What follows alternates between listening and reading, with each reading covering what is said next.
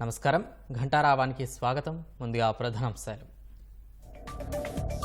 ప్రధాని మోదీతో ముఖ్యమంత్రి చంద్రబాబు భేటీ. రాష్ట్ర అభివృద్ధికి సంబంధించిన అంశాలపై చర్చ.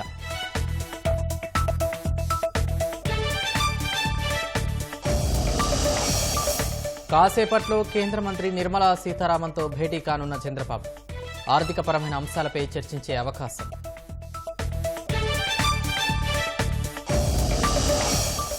పోలవరం ప్రాజెక్టు పరిపాలనా కార్యాలయంలో దస్త్రాలు దగ్ధం.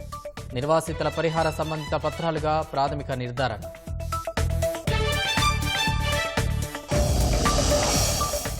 వైసీపీ ప్రభుత్వ అక్రమాల భయంతోనే తగలబెట్టారన్న నిమ్మల. సాక్ష్యాధారాలు దొరకకుండా చేసేందుకు యత్నిస్తున్నారని వెల్లడి.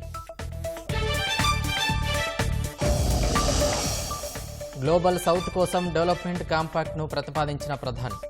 సంక్షోభాలు సవాళ్లను ఎదుర్కోవడంలో ఐక్యంగా పనిచేయాలని పిలుపు.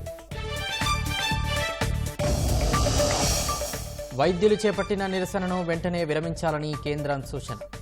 మెడికోల భద్రతా చర్యలకు కమిటీ ఏర్పాటు చేస్తామని ప్రకటన.